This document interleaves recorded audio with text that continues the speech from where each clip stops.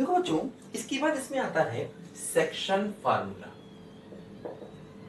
Section formula देखो, अब मैं हर एक फार्मूले को प्रूफ नहीं कर रहा हूं, जरूरत नहीं है, बस फार्मूला याद रखिए, है ना।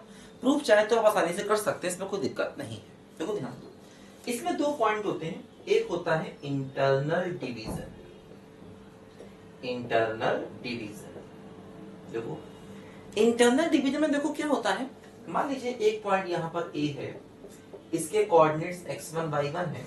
दूसरा पॉइंट मान लीजिए b है, इसके कोऑर्डिनेट्स x2 y2 हैं।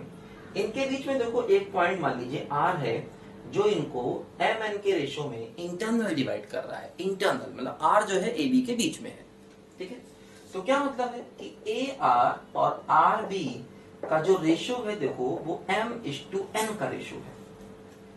तो देखो क्या होता है, r का कोऑर्डिनेट क्या होता है, ध्यान देना, ये होता है mx2 और plus nx1 divide by m plus n और my2 plus ny1 divide by m plus n। देखो ध्यान दो, जैसे ये r अगर है तो x1 y1 की साइड वाला m रेशो है और x2 y2 की साइड वाला n रेशो है, ये नहीं भूलना।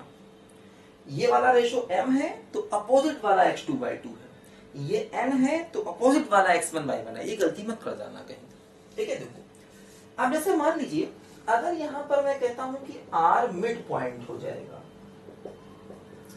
अगर r मिड पॉइंट हो जाएगा तो देखो ये रेशो बराबर हो जाएगा, मतलब एक्चुअली क्या होगा, ar और rb इक्वल हो जाएगा।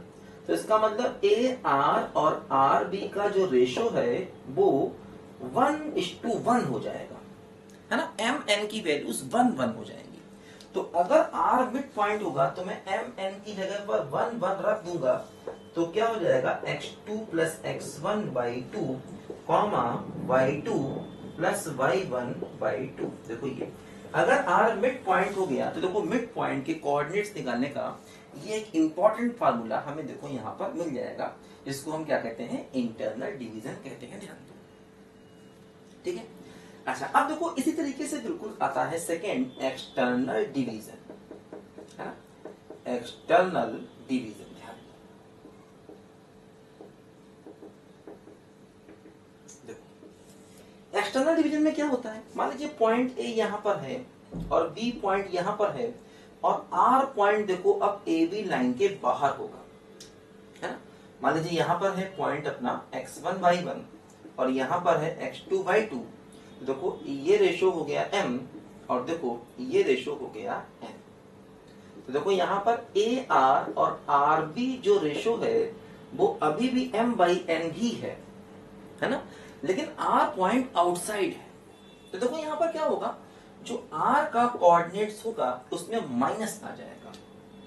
देखो ये mx2 minus nx1 upon m minus n और my2 minus ny1 upon m minus n। देखो ये हमारा हो गया एक्सटर्नल डिवीजन का फार्मूला। अब देखो यहां पर फिर ध्यान रखना कि ये r है, तो ये जो x2 y2 के साथ वाला रेशो है ये n। देखो यहां पर भी r का x2 y2 के साथ वाला रेशो n था और r का x1 y1 के साथ वाला रेशो m था। देखो यहां पर भी वही है, r का x2 y2 के साथ वाला रेशो n है और r का x1 y1 के साथ वाला रेशो m है। ध्यान दो, है ना।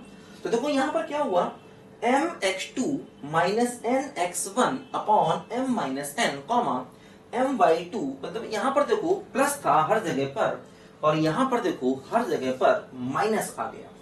तो ये हो गया हमारा एक्सटर्नल डिवीजन का फार्मूला।